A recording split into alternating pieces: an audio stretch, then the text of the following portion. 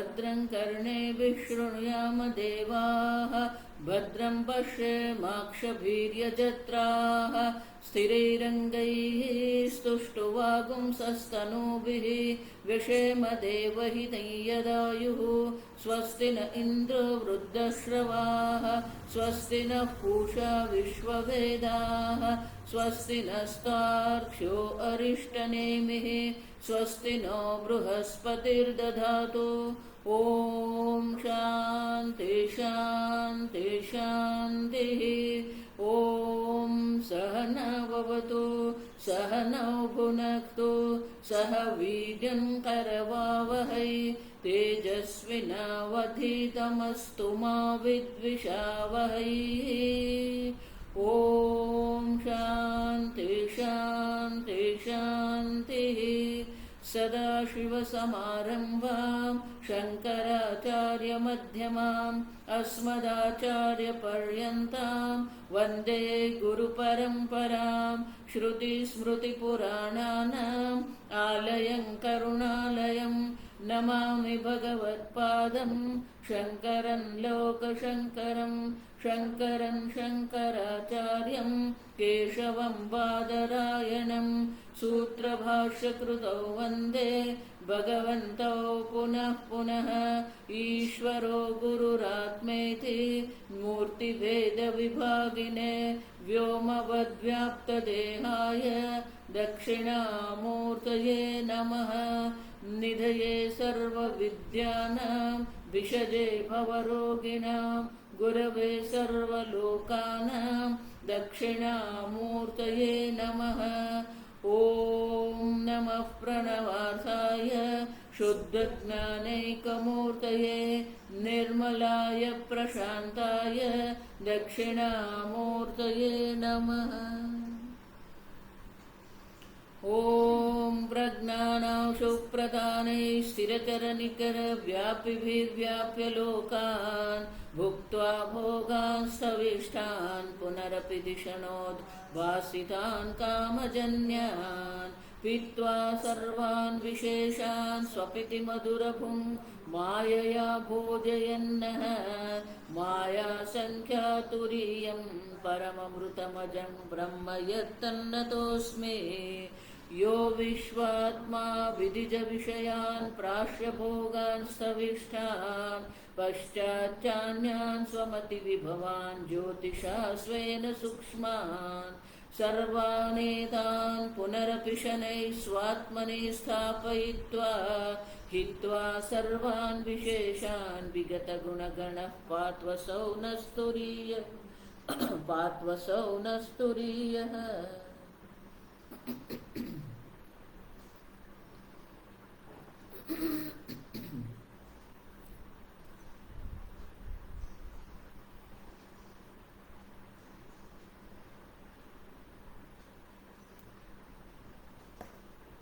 कारिका number 30 Gita press पान number 104। एतरेषो पृथग्भावैः पृथगेवेति लक्षितः एवं यो वेद तत्त्वेन कल्पयेत्सो विशङ्कितः।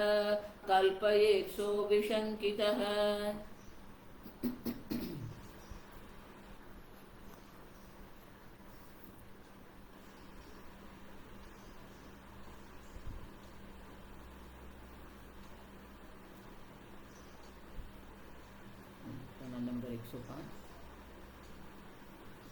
दूसरा करेंगे। एवं आत्मव्यतिरेकेण असत्वं रज्जुसर्पवत् आत्मनि कल्पितानाम् आत्मानं च केवलं निर्विकल्पं यो वेद तत्त्वेन श्रुतितः युक्तितश्च श्रुतितः युक्तितश्च सः अविशङ्कितः वेदार्थं विभागतः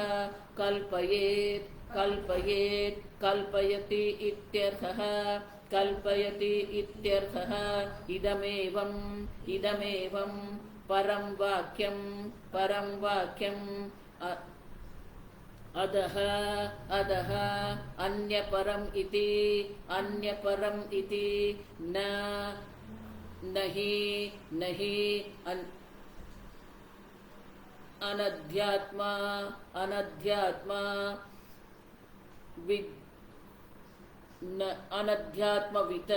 अनाध्यात्मवित् एतद्ज्ञातुं शक्नोति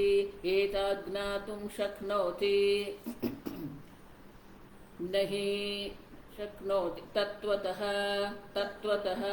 नहि अनाध्यात्मवित् कश्चित् क्रियाफलम् उपाश्नुते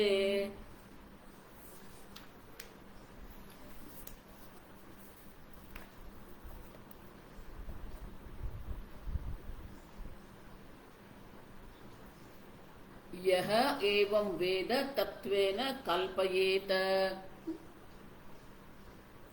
सह अविशंकितः कल्पयेत। तत्वेन कल हमने देखा श्रुतितः युक्तितश्च सह अविशंकितः वेदार्थं विभागतः कल्पयेत। विभाग माने क्या है? शंकराचार्य स्वयं दर्शाते हैं। इदम एवं परम वाक्यम, ये परम वाक्य है। आप समझो, परम मानी जो योग्य अर्थ का प्रतिपादन करते हैं। आप समझो, विभागतः वेदार्थ व्याख्यानम अभिनयति इदमेव परम वाक्यम ज्ञान कांडम साक्षात अद्वैत वस्तु परम। वेद के दो विभाग है, एक कर्मकांड है, दूसरा ज्ञान कांड है। और इसलिए शंकराचार्य जी कहते हैं जो ये जानते हैं, जो विद्वान है, वो विद्वान पूर्ण स्पष्टतः विभाग कर सकते हैं कि ये परम वाक्य है, मानी कि एक अद्वितीय परतत्व का प्रतिपादन करने वाले वाक्य है। इदम एवं परम वाक्यम अदह अन्य परमिति। अब देखो, अन्य जो है वो क्या है? कर्म कांडम तो साध्य साधन संबंध बोधन द्वारा। हमने देखा कि कर्म कांड मानी क्या है? साध्य साधन संबंध बोधन द्वारा। ये कर्म है, ये कर्म फल है, ये साधन है, ये साध्य है। आप देखो, तो साधन और साध्य का जो संबंध का बोध करवाने वाले जो है, वो जो वेद का विभाग है, उसे हम कर्म कांड कहते हैं। परंपरया तस्मिन् पर्यवसितम, जिसको हम कर्म कांड कहते हैं। आनंदगिरी महाराज कहते हैं परंपरया तस्मिन्नेव पर्यवसितम।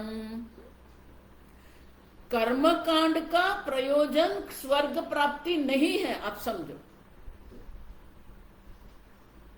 कर्म कांड स्वयं ही कर्म की निंदा करते हैं। यद्यथा इह चित्त लोकः क्षीयते तत्तथा अमुत्र लोकः पुण्यचितः लोकः क्षीयते। श्रुति माता स्वयं ये कर्म की निंदा करते हुए कहते हैं कि जिस प्रकार से इस श्लोक में आप जो भी कोई सिद्ध वस्तु सिद्ध करते हैं, कर्म से जो संचित करते हैं, वो समाप्त हो जाता है। ये हमारे सबका अनुभव है। आप समझो, महीने के आरंभ में हमें पैसे मिलते हैं, धन मिल गया, महीने के अंत में वो धन समाप्त हो जाता है। अब देखो, यद्यथा इह लोके चितः तत्तथा अमूत्र, उसी प्रकार से पुण्य के द्वारा जो भी लोक आप प्राप्त करते हैं, क्षीयते, आप समझो, अनित्य की प्राप्ति करना ये हमारे जीवन का लक्ष्य नहीं है। इसीलिए कठोपनिषद में यमराजा बहुत सुंदर कहते हैं कि ये शरीर जो है वो शरीर विकारी है, अनित्य है, आप समझो। लेकिन अनित्य विकारी शरीर का प्रयोजन क्या है? अशरीरम शरीरेषु नित्यो अनित्यानाम। ये शरीर में जो अशरीर आत्मा है वो हमारे जीवन का लक्ष्य है। अनित्य में जो नित्य है वो हमारा लक्ष्य है। ये जितने भी कल्पना हम करते हैं सब जो अनित्य जो है वो सबका अधिष्ठान जो आत्मा है, हमने कल देखा। जितनी भी कल्पना हम कर रहे हैं सर्व कल्पना जो है निरधिष्ठान नहीं है, उनका अधिष्ठान है, उनका अधिष्ठान नित्य आत्मा है। अशरीरम शरीरेषु नित्य अनित्यानाम। अब देखो, तो कर्मकांड में स्वर्ग में जाना, ब्रह्मलोक में जाना ये दर्शाते हैं, लेकिन वो हमारे जीवन का लक्ष्य नहीं है। कर्मकांड भी किसके लिए है? और इसलिए आनंद गिरी महाराज कहते हैं ये कर्मकांड का पर्यवसान भी कहां हो जाता है? ज्ञान कांड में ही होता है। पर्यवसान माने कि उनका लक्ष्य का कहां है? आप समझ, आप आनंद स्वरूप है और आप आनंद ढूंढ रहे हैं। अब देखो, आप जो खोज रहे हैं वो क्या है? आपकी जो इच्छा है वो आनंद ही है, लेकिन हम विषय भोग में ही आनंद पकड़ के बैठे हैं। आप समझो, स्वामी जी इसलिए कहते थे the seeker himself is sought. आप जिसको ढूंढ रहे हैं वो आप स्वयं है, लेकिन आपकी बहिर्मुख दृष्टि के कारण इसमें आनंद है, इसमें आनंद है, यहां जाऊं वहां जाऊं, इसको पकड़ू उसको पकड़ू। अब कितने वक्त तक भटकते रहेंगे? मनुष्य शरीर धारण किया, देवता शरीर धारण किया, पशु शरीर धारण किया, जंतु शरीर धारण किया, कितना भटकते रहेंगे? अब ये भटकने का अंत आता ही नहीं है। आप समझो, भगवान वही कहते हैं आ ब्रह्म भुवनान लोकान पुनरावर्तिनो अर्जुन। कहीं पर भी अर्जुन आप जाइए, पुनः आप मनुष्य शरीर में आएंगे, पुनः कर्म करेंगे, पुनः अनेक प्रकार के जन्म प्राप्त करेंगे। आप समझो, तो कर्म से कर्मफल प्राप्त करना, भोग करना, ये हमारे जीवन का लक्ष्य नहीं है। आप स्वयं आनंद स्वरूप है, आप स्वयं सच्चिदानंद है। लेकिन आगे जो मैंने कहा, मात्र सच्चिदानंद शब्द बोलने से कुछ नहीं होगा, अर्थ का स्फुरण होना चाहिए। अब जब तक शास्त्र कृपा नहीं होती है तब तक अर्थ का स्फुरण नहीं होता है। अब सच्चित स्वरूप है, ये शरीर तो अनित्य है। ये शरीर जो है शीर्यते इति शरीर, जो प्रत्येक क्षण जिसका क्षय हो रहा है। अब देखो, प्रत्येक क्षण ये शरीर, ऐसा मत मानो अचानक एक दिन ये वृद्ध हो जाएगा, नहीं। प्रत्येक क्षण ये शरीर में क्षय हो रहा है। देह भी कहते हैं इसको, आप देखो क्यों, दह्यते इति देह, जिसको हम अग्नि संस्कार करते हैं, ये देह है। एक दिन ये देह का भी अग्नि संस्कार हो जाएगा। तो कर्म कांड का पर्यवसान भी कहां पर है? ज्ञान कांड में। और आपकी जो इच्छा है वो आप स्वयं है, तो आप जानते क्यों नहीं है? अगर मैं स्वयं आनंद स्वरूप हूं तो मुझे ज्ञान क्यों नहीं है? अब क्योंकि 3 प्रकार के प्रतिबंधक है, ठीक से समझो। आप और आपके बीच में 3 प्रकार के प्रतिबंधक है। मल, विक्षेप, आवरण। मल माने हमारे अंतःकरण में ही अशुद्धि है। अब जितने आप भोग कर रहे हैं उतनी अशुद्धि बढ़ती है, अशुद्धि की वृद्धि होती रहती है। भोग बुद्धि जो है, भोग बुद्धि के संस्कार पड़ते रहते हैं, बहिर्मुखता जो है वो दृढ़ होती जाती है। अब ये अशुद्धि है। राग द्वेष जो है वो आपको बहिर्मुख बना के रखते हैं, ये अशुद्धि है। तो मल की निवृत्ति कैसे होगी?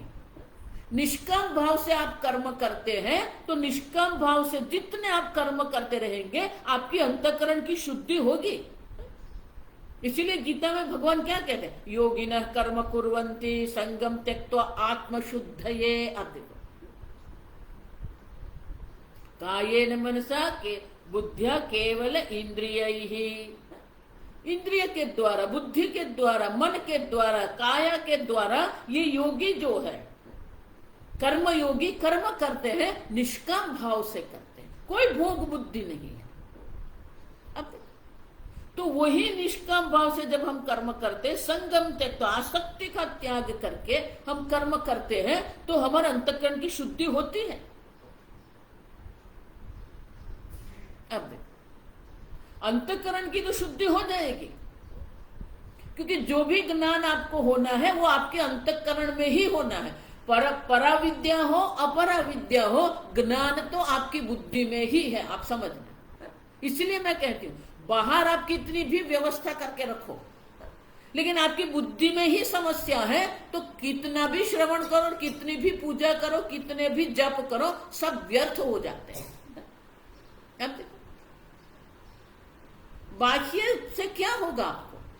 बाह्य व्यवस्था से क्या होगा? आंतरिक व्यवस्था है कि नहीं?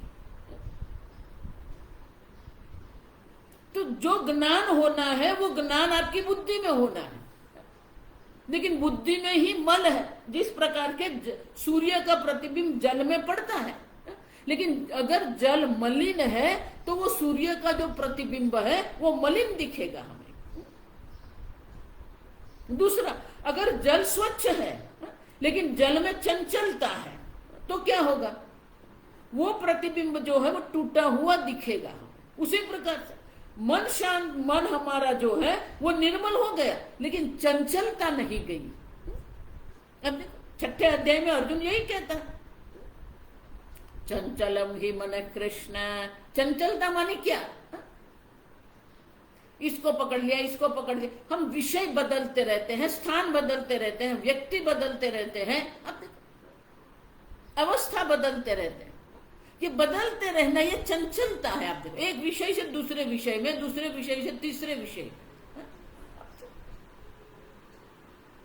स्वामी जी कहते थे एक स्थान पर आप कम से कम 5 वर्ष रहो, कुछ भी हो जाए, आप समझो, भटकते रहेंगे कुछ नहीं मिलेगा। हमारा मन शांत होना चाहिए। निर्मलता है लेकिन शांत नहीं है तो भी ज्ञान नहीं हो सकता है।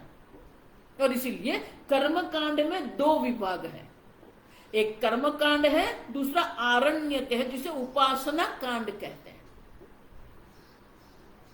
उपासना कांड में अनेक प्रकार की उपासनाएं दर्शाई हैं, जो उपासना करके हम हमारे मन को शांत कर सकते हैं। तो मन को अगर शांत करना है तो भगवान उपाय क्या दर्शाते हैं? अभ्यासेन तु कौन्तेय वैराग्येन च गृह्यते। अभ्यास मानी पुनः, हम जिसको अभ्यास कहते हैं, अभ्यास हम अध्ययन को अभ्यास कहते हैं, वो अभ्यास नहीं है। संस्कृत में अभ्यास शब्द का अर्थ होता है पुनः पुनः करना, लेकिन हम नहीं कर सकते। एक ही वस्तु पुनः पुनः दीर्घ काल पर्यंत जब आप करते हैं तो उसे अभ्यास कहते हैं। अब जब कर रहे हैं आप करो।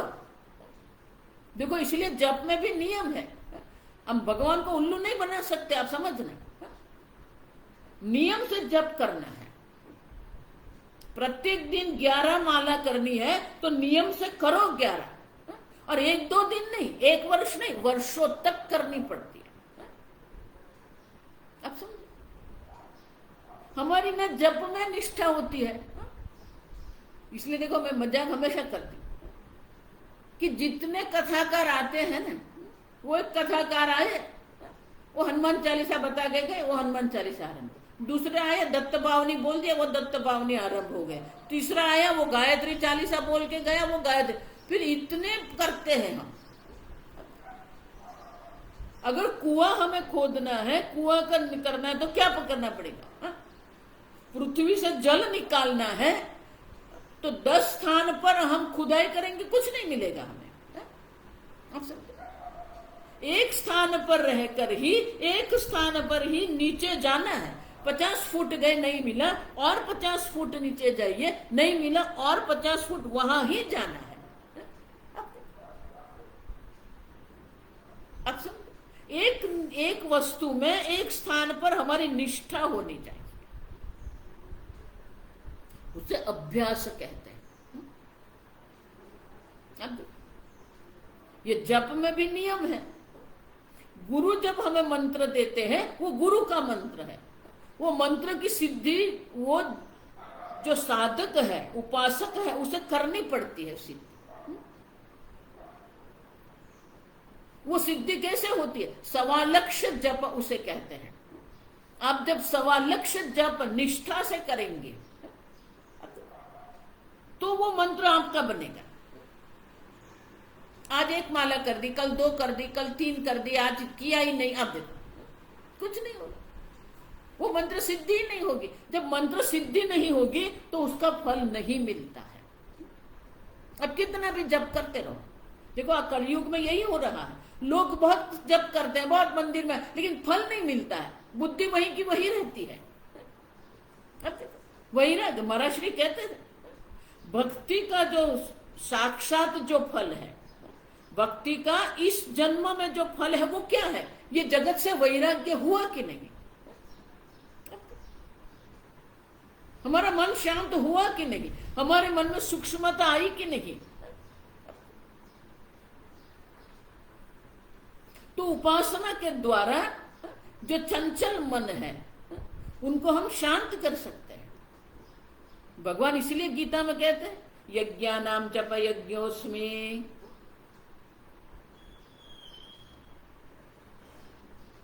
निष्ठा से करना है। अभ्यास है न तो कौन्तेय वैराग्येण च गृह्यते। पहले वैराग्य नहीं, पहले अभ्यास है। जितना अभ्यास की वृद्धि होती रहेगी उतना वैराग्य की भी वृद्धि होगी। जितना वैराग्य की वृद्धि होती रहेगी उतना अभ्यास अधिक होता रहेगा। फिर वो जप है या शास्त्र अध्ययन है, जो भी है, आप एक करो तो निष्ठा से करो तो आपका मन शांत हो जाएगा, निर्मल हो जाएगा। मन निर्मल है, शांत है। आवरणम, तीसरा प्रतिबंधक क्या है? आवरण है। अज्ञानेन आवृतम ज्ञानम। आप समझो, आवरण की निवृत्ति कैसे होगी? आत्मावारे श्रोतव्य मंतव्य निदिध्यासितव्य। शास्त्र श्रवण से ही आवरण की निवृत्ति होती है। लेकिन आवरण की निवृत्ति के लिए क्या करना पड़ेगा?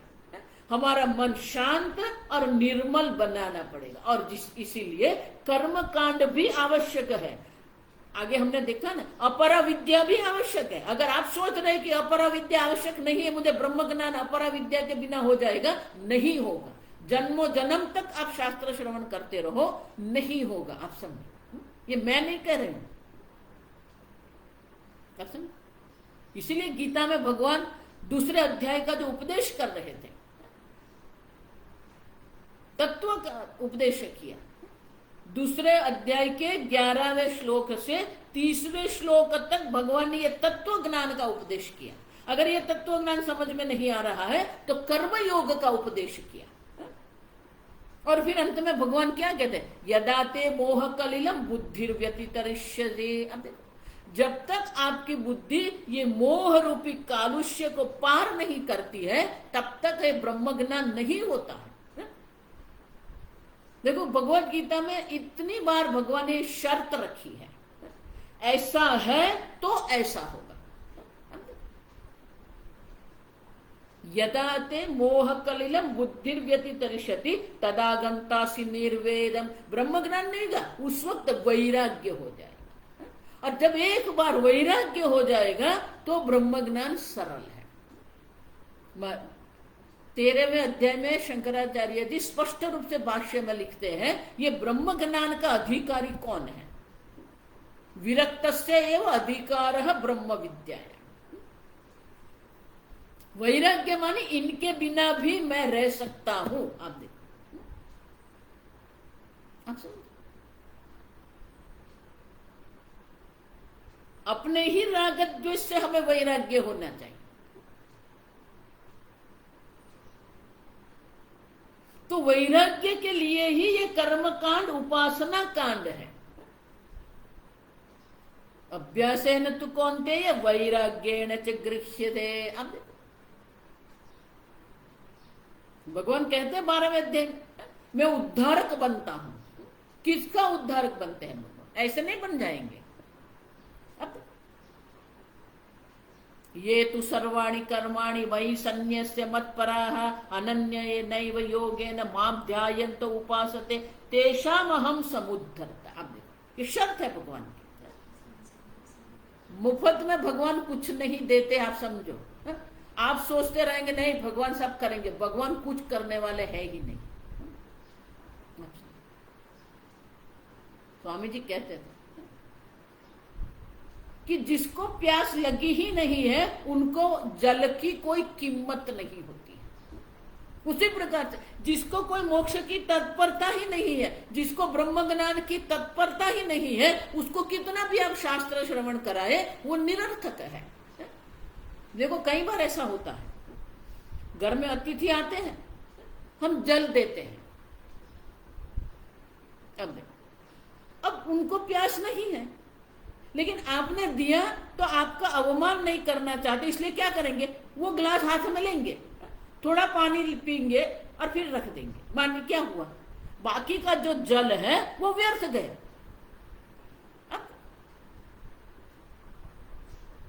अब समझो,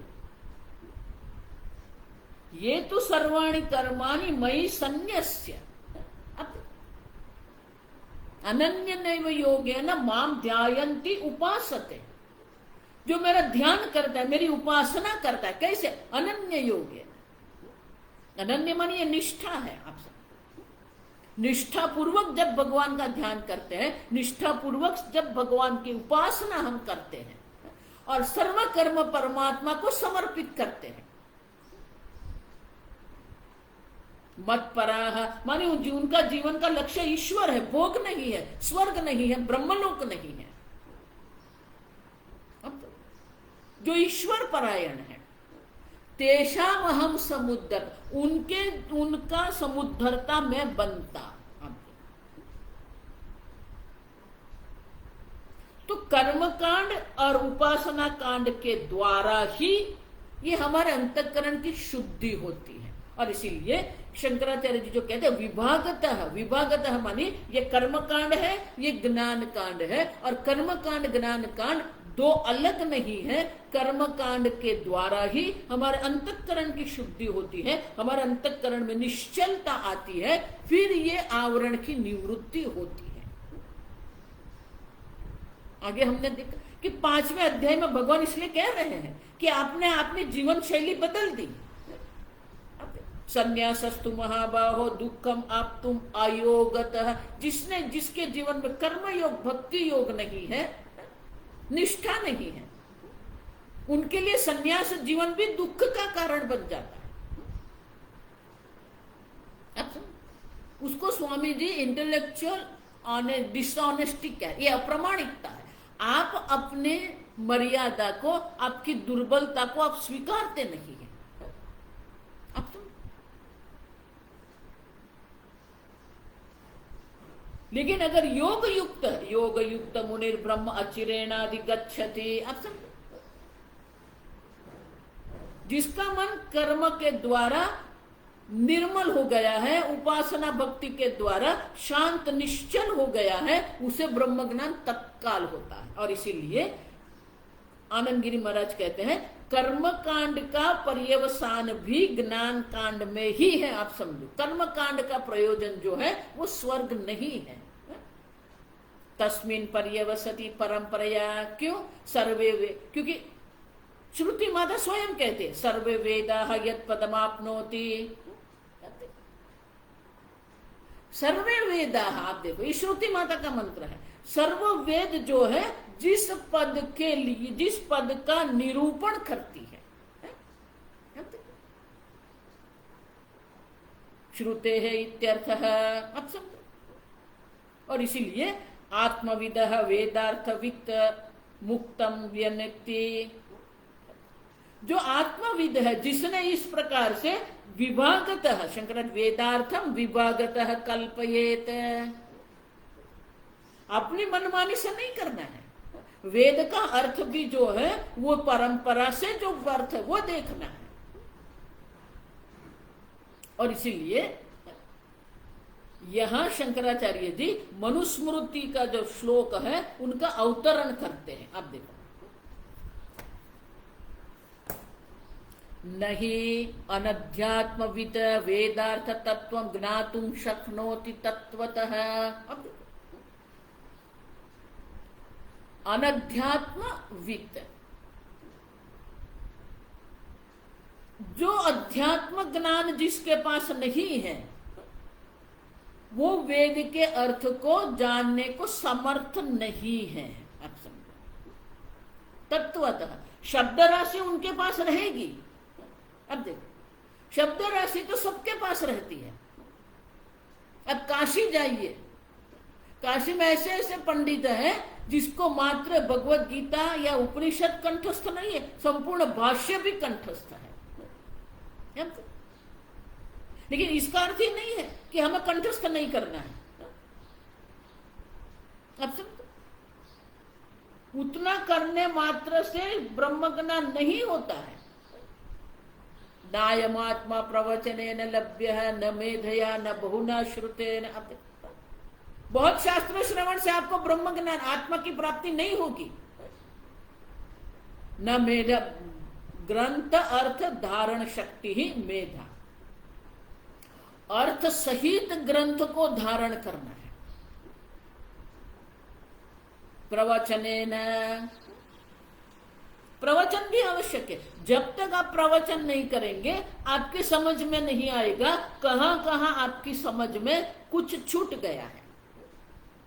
दूसरे को उपदेश करते हैं ना, तब हमारे अंदर पड़ी हुई शंका, हमारे अंदर पड़े हुए अस्पष्टता हमें स्पष्ट होती है। लेकिन प्रवचन करना है तो क्या करना पड़ेगा? मेधा की आवश्यकता पड़ेगी, याद रखना पड़ेगा, तो प्रवचन होगा ना। और मेधा लेके लिए क्या करना पड़ेगा? बहुना श्रुतेन, शास्त्र श्रवण करना पड़ेगा। आप समझो, ये तीनों अलग अलग नहीं है। दीर्घ काल पर्यंत शास्त्र श्रवण करते रहेंगे, गुरु मुख से शास्त्र श्रवण करेंगे तो ग्रंथ हमारे बुद्धि में धारण होंगे। वो ग्रंथ हमारी बुद्धि में धारण होते हैं, अर्थ सहित धारण होते हैं, तो हम प्रवचन कर सकते हैं। स्वामी जी हमेशा कहते हैं कि मात्र श्रवण मत करते रहो, अब प्रवचन करो। अब क्योंकि प्रवचन करते हैं तो सामने के लोग जो बैठे हैं उसकी आंख में आपको संशय दिखेगा, उनकी आंख में प्रश्न दिखेगा, तब आपको समझ में आएगा कहीं कुछ छूट गया है। लेकिन उतना करने मात्र से आत्म प्राप्ति नहीं होती है। नायमात्मा प्रवचनेन लभ्यः न मेधया न बहुना श्रुते। अब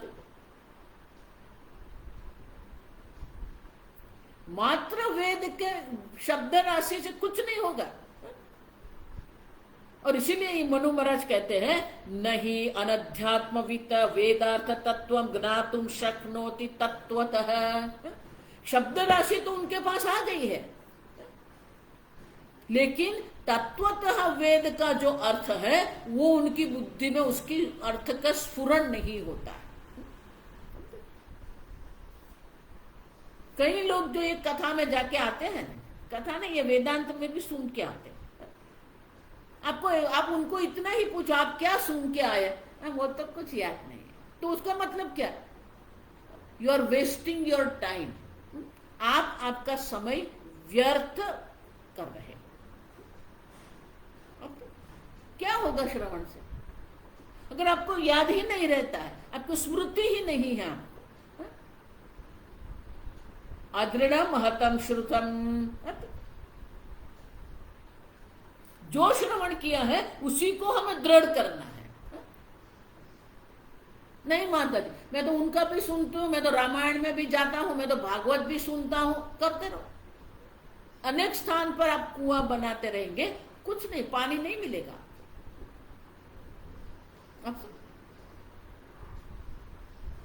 और इसीलिए मनु महाराज कह रहे हैं अनध्यात्मवित, अनध्यात्म, जिसको अध्यात्म, अध्यात्म किसको कहेंगे, आत्मनि अधिवर्तते इति अध्यात्म, जिसके पास अध्यात्म ज्ञान ही नहीं है। देखो ये अध्यात्म ज्ञान है ना, आप समझना ठीक से, उसको अंग्रेजी में जो ये लोग कहते हैं स्पिरिचुअलिटी, स्पिरिचुअल, उसे अध्यात्म ज्ञान से कोई संबंध नहीं, आप समझना। लोग ऐसे ऐसे अंग्रेजी शब्द पकड़ लेते हैं और अपने को पंडित बना के रख देते हैं। आई am very spiritual, I am not religious. किसने कहा आपको? ऐसे कितने संप्रदाय है जो ऐसा मानते हैं हम तो स्पिरिचुअल है, रिलीजियस नहीं है। आपने किसको कहा? स्पिरिचुअलिटी और रिलीजियस दो अलग नहीं है, एक ही है। आप सब हमारे ही जो अज्ञानी लोग हैं उन्होंने ये दो विभाग बना के रख दिया है। हम तो स्पिरिचुअल है, ये अधर्म, ये शिवलिंग की पूजा करना, ये कृष्ण पूजा, ये सब रिलीजियस हम नहीं, हम we are not religion, we religious, we are spiritual. भगवान स्वयं कह रहे हैं मत कर्म कृत मत परमः। अब देखो, मन मना भव मत भक्त मध्याजी माम नमस्कुर, ये रिलीजियस लाइफ है, धार्मिक जीवन है। अब पत्रम पुष्पम फलम तोयम यो में भक्त्या प्रयच्छति, ये क्या है? मत परः। अब देखो मत परः क्या है? ईश्वर परायण हमारा जीवन है। तो धार्मिक जीवन और आध्यात्मिक जीवन दो नहीं है, आप समझो। धार्मिक जीवन के बिना कोई आध्यात्मिक जीवन नहीं है। आप सब आध्यात्मिक जीवन मानी वहां पर ईश्वर आ गए, भक्ति आ गई, उपासना आ गई।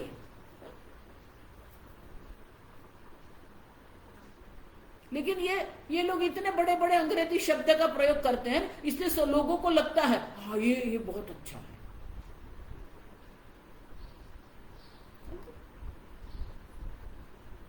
हमारी दृष्टि बाह्य ही रहती है, बाह्य में ही पड़े रहते हैं। अनाध्यात्मवित, ईश्वर के बिना किस प्रकार का अध्यात्म? मुझे तो अभी भी समझ में नहीं आ रहा है कि ये कैसे विभाग कर सकते हैं। उनकी बुद्धि की पराकाष्ठा आप देखिए कि धार्मिक जीवन और आध्यात्मिक जीवन को दो अलग बना के रख दिया। I am very spiritual, I am not religious.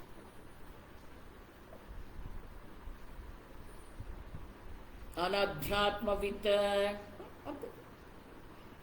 जो अनाध्यात्मवित है वो कभी भी वेद के अर्थ को तत्वतः नहीं जान सकता।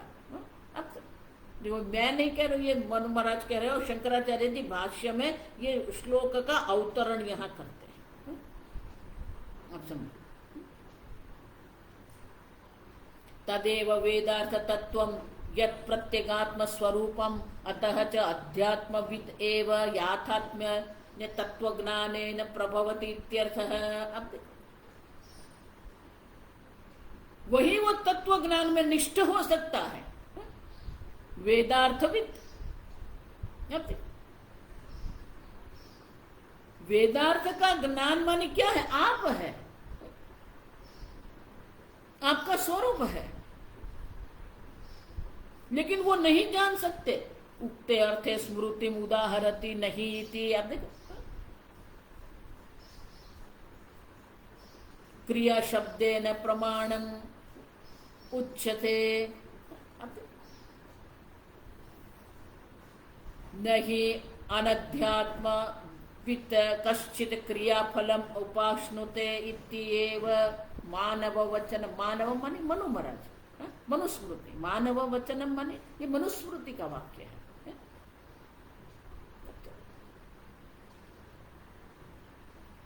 जिसने अपने स्वरूप को ही नहीं जानना है, उनके लिए क्रियाफल भी क्या है? नहीं मिलेगा। क्यों? क्योंकि क्रिया का फल क्या है? स्वर्ग नहीं है, आप समझो। इसलिए आनंद गिरी महाराज कहते हैं तत्फलम तत्वज्ञानम अग्निहोत्रादि क्रियायाश्च बुद्धि शुद्धि द्वारा तस्मिन् पर्यवसानात् इत्यर्थः। अग्निहोत्रादि कर्म के द्वारा हमें क्या कर रहे हैं? हम देख के गए, बुद्धि शुद्धि द्वारा ये मल की निवृत्ति करनी है। बुद्धि शुद्धि द्वारा तस्मिन् तत्व ज्ञाने पर्यवसानात्।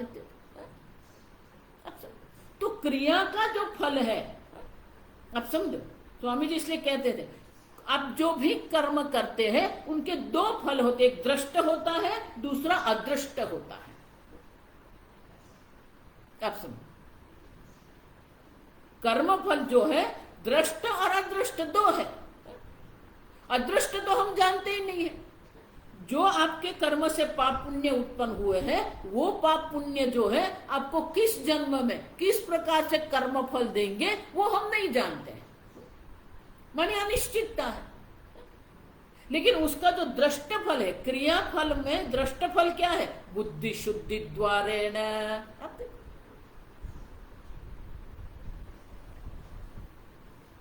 अब मैं आपको एक प्रश्न पूछूं,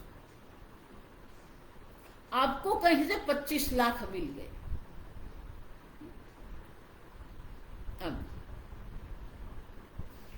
आप किसी व्यक्ति के पास जाते हैं और उसको कहते हैं, देखो ये बैंक में भी आप जाते हैं ना, हम बैंक में डिपॉजिट रखते हैं। अब तो बैंक में जब हम डिपॉजिट रखते हैं 25 लाख, तो हम उसको पूछेंगे कितना ब्याज मिलेगा, वो बोलेगा 7.25। अभी आरबीआई ने जो निश्चित किया 7.25 है, 645। अब लेकिन अगर वो बैंक वाला बोल दे नहीं नहीं आप रख के जाए, जितना ब्याज मिलेगा आपको दे देंगे, आप रखेंगे क्या? क्यों? देखो इसीलिए जो ये डिपॉजिट रखते हैं तो डिपॉजिट की रिसीट देते हैं वो लोग। वो रिसीट में सब होता है कि आपने कितना रखा है और कितने महीने तक या कितने वर्ष तक है, फिर उनका उतने वर्ष तक कितना ब्याज मिलेगा वो भी लिखा होता है। और अगर ये 3 वर्ष के लिए है तो 3 वर्ष के अंत में वो कितना बनेगा वो भी आपको लिख के देना, इस तारीख को इतना आपको मिलेगा। समझ रहे? तो ये निश्चित है। ये डिपॉजिट की जो सर्टिफिकेट होता है, रिसीट जो होती है, उससे आपको पता चलता है कि इस तारीख को हमारे ये इतना हमें मिलेगा। तब आप रखेंगे वहां पर। आप देखो ये पाप पुण्य आप कर रहे हैं, ये यज्ञ किया, वो यज्ञ किया, यहां गए, लेकिन उसका जो फल जो है आप जानते हो, अदृष्ट है। कितना पाप उत्पन्न हुआ, कितना पुण्य उत्पन्न हुआ, और वो उनका फल आपको किस जन्म में किस प्रकार से मिलेगा आप जानते? कुछ भी नहीं जानते, अनिश्चित है। अब समझ रहे? पाप पुण्य के लिए कर्म करना तो मूर्खता है, क्योंकि अनिश्चित है वहां पर। कब कहां कैसे मिलेगा हम जानते ही नहीं है, लेकिन उसमें हमें श्रद्धा है। और यहां इस जन्म में हम ब्रह्म ज्ञान प्राप्त कर सकते हैं, ये तत्व ज्ञान, यह सर्जित लोक है। ये जो यहां दृष्ट फल हमें जो मिल सकता है बुद्धि शुद्धि द्वारेण, उनमें हमें रस नहीं है। यही तो मूर्खता है। इसलिए मनु महाराज कह रहे हैं कि जिसको ये इस जन्म में यहां हमें जो प्राप्त करना है, जिसके लिए हमें ये मनुष्य शरीर मिला है, उसके लिए तो हमें कोई है ही नहीं। जो यहां सिद्ध हो सकता है उनके लिए हम प्रयत्न नहीं कर रहे हैं, और जहां अनिश्चितता है उसके पीछे पड़े हुए हैं। ये मूर्खता की पराकाष्ठा है। अब मैं ये नहीं कह रही कि धार्मिक जीवन नहीं है, धार्मिक जीवन है, लेकिन उनका लक्ष्य अदृष्ट पाप पुण्य स्वर्ग आदि नहीं है। और इसीलिए मनु महाराज कह रहे हैं, और उनको ही समझाते हुए आनंद गिरी महाराज कह रहे हैं, अग्निहोत्रादि क्रियायाश्च बुद्धि शुद्धि द्वारेण तस्मिन् पर्यवसान। जितने भी आप कर्म कांड में कर्म कर रहे हैं उनका पर्यवसान कहां होना चाहिए? बुद्धि शुद्धि द्वारेण। कितने स्थान पर भगवत गीता में भगवान यही कहते आए हैं कि कर्म का प्रयोजन किसी भी प्रकार से पाप पुण्य नहीं है, कर्म का प्रयोजन अंतःकरण शुद्धि है। 18वें दूसरे अध्याय में कहा, 18वें अध्याय में भगवान पुनः कहते हैं, स्वे स्वे कर्मणि अभिरतः यतः प्रवृत्तिर्भूतानां येन सर्वमिदं ततं। जिससे ये संपूर्ण सृष्टि की उत्पत्ति हुई है, जिनके द्वारा ये संपूर्ण सृष्टि व्याप्त है, स्वकर्मणा तम अभ्यर्च सिद्धिम विन्दति मानव। अपने कर्म से उनका आप अर्चना करो, आपके कर्म आप ईश्वर को अर्पण करो। कर्म में ईश्वर अर्पण बुद्धि होनी चाहिए, कर्म फल में प्रसाद बुद्धि होनी चाहिए, तब ये अध्यात्म आएगा। बाकी जितने भी कर्म करते रहो, कितनी भी भक्ति करते रहो, अध्यात्म नहीं आएगा।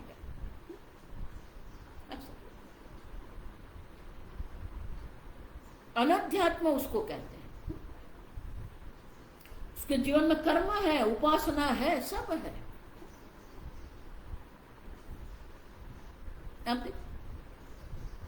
सिद्धि विन्दति मानी क्या है?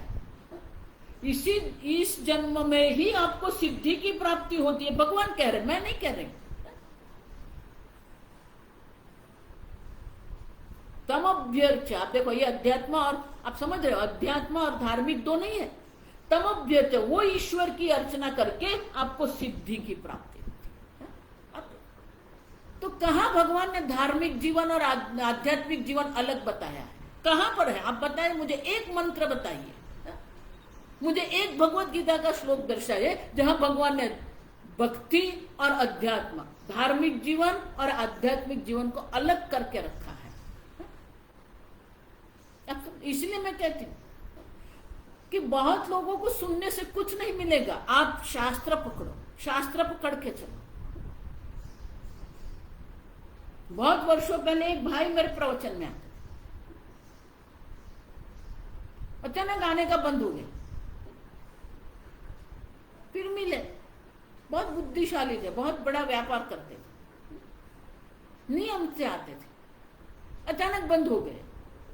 ठीक है, कुछ होगा, पारिवारिक जीवन होता है तो कुछ भी होता है, व्यापारिक जीवन है, पारिवारिक जीवन है, तो नहीं भी आते। अब समझ, फिर अचानक आए तो आके मुझे कह रहे हैं, आप ये कह रहे हो ना अद्वैत अद्वैत, ये कुछ ठीक नहीं है। बोला क्यों? नहीं नहीं, देखो ये महात्मा है ना, उसकी गीता में पढ़ता हूं, उसमें लिखा है। अब देखो, भगवत गीता जो है वो नारायण का वचन है। अब भगवान स्वयं एक अद्वितीय तत्व की चर्चा करते हैं और वो भगवत गीता का निरूपण व्यास भगवान ने किया है। महाभारत युद्ध भूमि में अर्जुन को जो भगवान ने उपदेश किया था, वो उपदेश का निरूपण व्यास भगवान ने महाभारत में किया।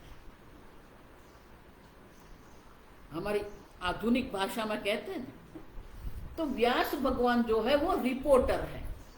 उन्होंने ये भगवत गीता का रिपोर्टिंग किया है। वहां कुरुक्षेत्र में क्या हुआ, ठीक से समझो। तो जब भगवान कहते हैं कि मैं और ज्ञानी दो नहीं है, ज्ञानी तो आत्मा एवं मैं, मतलब ये ज्ञानी तो मेरा आत्मा है, मैं और ज्ञानी दो है ना, एक ही है। अब भगवान कह रहे हैं, ये भगवान का वाक्य है और वो वाक्य का निरूपण रिपोर्टिंग जो है व्यास भगवान ने किया। अब आप कह रहे हो नहीं नहीं नहीं ये महात्मा, इसका अर्थ क्या हुआ? ये महात्मा क्या व्यास भगवान से भी अधिक बुद्धिशाली है क्या? और शंकराचार्य जी अद्वैत की बात कर रहे हैं तो क्या शंकराचार्य जी उससे भी मूर्ख है क्या?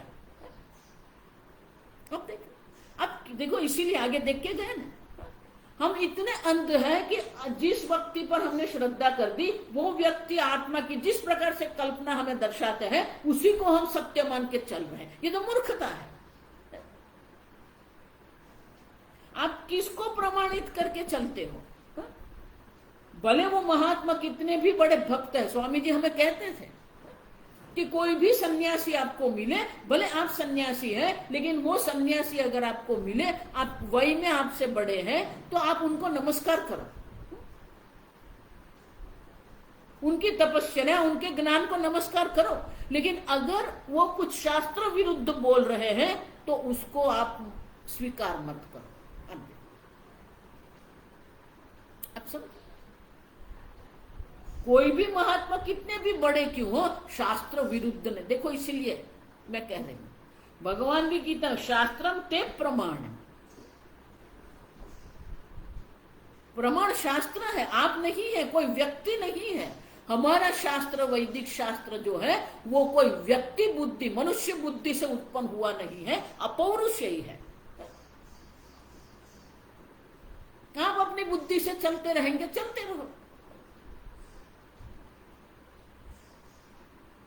तमभ्यर्च मानी क्या है? ईश्वर की अर्चना करनी है। इसीलिए मैं पुनः पुनः कह, देखो पंचदशी में भी मैंने पुनः पुनः किया है, भक्ति और शास्त्र अध्ययन का कोई विकल्प नहीं है। अगर आप सोचते हो कि भक्ति मैं नहीं करूंगा मुझे ब्रह्म ज्ञान हो जाएगा, अशक्य है। वही बात यहाँ मनु महाराज कह रहे हैं, तत्वम ज्ञातुम न शक्नोति। अब मैं नहीं कह रही, मनु महाराज कह रहे हैं। अब सुनो, वेदार्थ का तत्व ज्ञान आपको नहीं होगा, नहीं अनाध्यात्मविद कश्चित क्रियाफलम उपाश्नुते, उनको क्रियाफल भी नहीं प्राप्त होगा। देखो ये यज्ञ जो करते हैं ना, जिस प्रकार से हम कहते हैं कि ये ब्रह्म ज्ञान का अधिकारी कौन है, साधन चतुष्टय संपन्न अधिकारी भवति, विवेक वैराग्य समाधि षटक संपत्ति मुमुक्षुत्व, ये साधन चतुष्टय से ही व्यक्ति ब्रह्म ज्ञान के लिए अधिकारी बनती है। उसी प्रकार से यज्ञ करने के लिए कौन अधिकारी है? कर्म अधिकारी उसको कहते हैं। अब कौन कर्म अधिकारी है? संपन्न है। अब देखो विद्वान, पूरे पूरे यज्ञ का ज्ञान आपको होना चाहिए।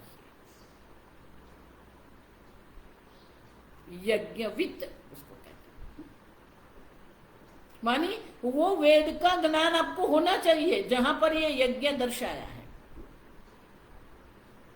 विद्वान होना चाहिए। संपन्न मानी क्या है? दूसरे के पैसे से आप अगर पूजा करते हैं तो कुछ नहीं होता, पाप लगता है। संपन्न धन की दृष्टि से, बल की दृष्टि से, मन की दृढ़ता की दृष्टि से ये संपन्न होना चाहिए। आपके धन से आप पुष्प लाइए और वो भगवान को आप लगाएंगे तो पुण्य आपको मिलेगा। किसी के बाग से ले आए और लगा दिया, संपन्न है। आपके पास इतना धन होना चाहिए कि आप ये सब सामग्री भी ला सकते हैं, ब्राह्मण को योग्य रूप से दक्षिणा भी दे सकते हो। अदक्षिणम यज्ञ जो होता है ना, उसमें कोई पुण्य उत्पन्न नहीं होते। मैं नहीं करूं, मुंडक उपनिषद पढ़ो आप। अदक्षिणम, ब्रह्म भोजन करवाना पड़ेगा। ब्रह्म भोजन है, ब्राह्मण को भोजन करवाना है, दक्षिणा देना है, वस्त्र दान करना है, अन्न दान करना है, तभी ये पुण्य उत्पन्न होगा। जब तक दक्षिणा नहीं देते ना, पुण्य नहीं उत्पन्न होता। इसीलिए संपन्न है, संपन्न भी होना चाहिए, विद्वान भी होना चाहिए।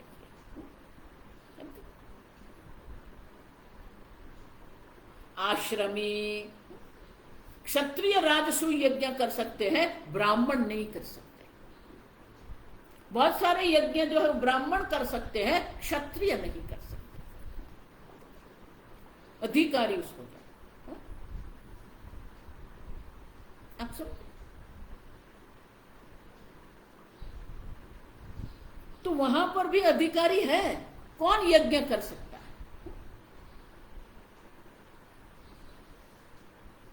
इस प्रकार से कर्म में भी अधिकारी होना चाहिए, तो कर्म फल उत्पन्न होगा। और इसीलिए यहां कहते हैं जिसका अध्यात्मविद जो नहीं है, उनका क्रिया फल भी जो है वो क्या है, न उपासनुते,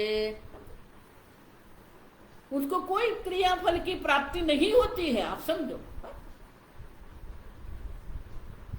जो अविवेकी है, अध्यात्मविद मानी कि अविवेकी है, उनके अपने क्रिया का फल भी उपभोग में नहीं मिलता। अब समझो, इति ही मानवम वचनम। अब कर्म का फल भी आपको कब मिलेगा, वो आप जब अधिकारी होते हैं। आजकल जो ये चल रहा है ना, थोड़े बहुत कुछ मंत्र पढ़ लेते हैं, थोड़े कुछ बहुत क्रिया जान लेते हैं और यज्ञ करवाने जाते हैं।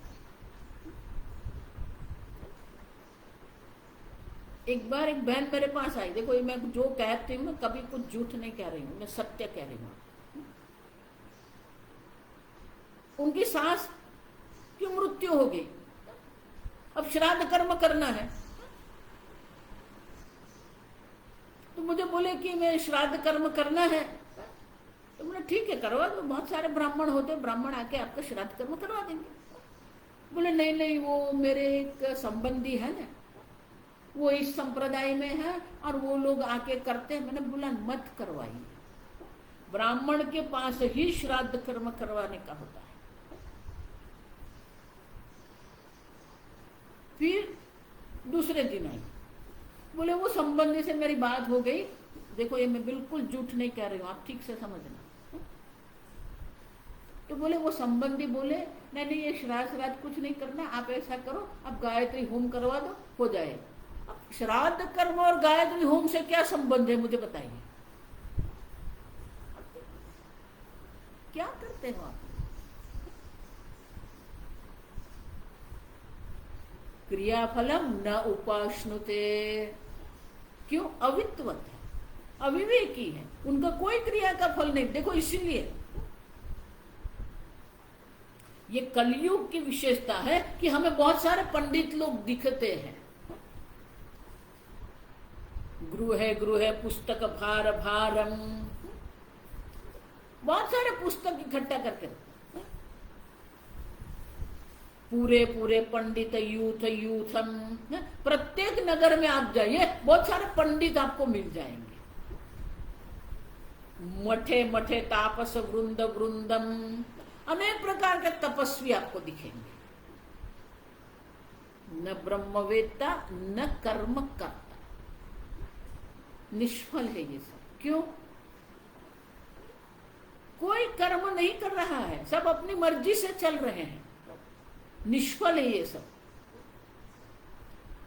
क्रियाफलम न उपासनते का अर्थ हुआ कि आप जितने भी क्रिया कर रहे हैं वो क्रिया का फल आपको मिलता नहीं है, आपका सब कर्म जो निष्फल हो जाता है, व्यर्थ हो जाता है। न कर्म करता न ब्रह्म वेत्ता। क्यों? अनध्यात्मवित, जिसके पास विवेक ही नहीं है, सुख दुख का विवेक नहीं है, नित्य नित्य का विवेक नहीं है, अविवेकी है।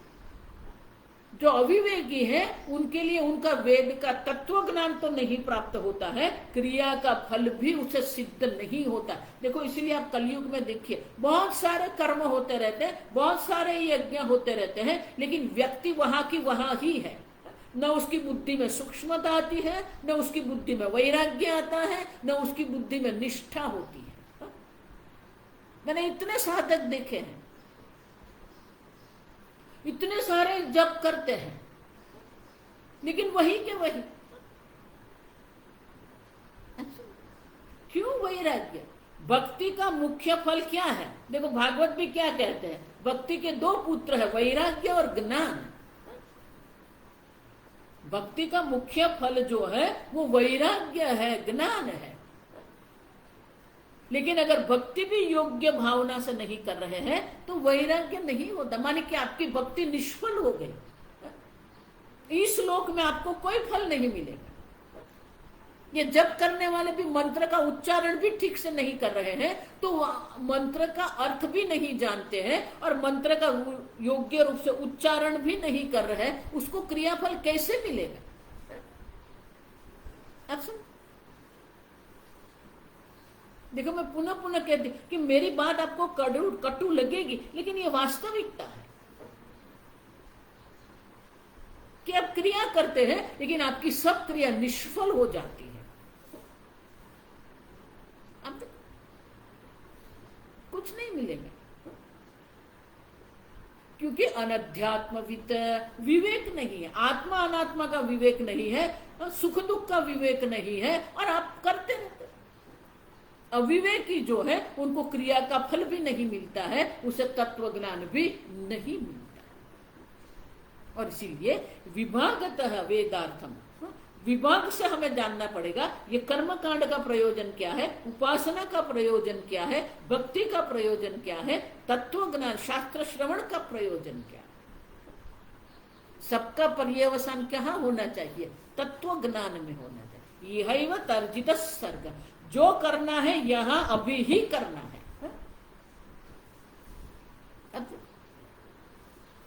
बाद में किसने देखा है? अब ये जब युधिष्ठिर महाराज, युधिष्ठिर का राज्याभिषेक हो गया ना, तो बहुत सारा अन्याय था।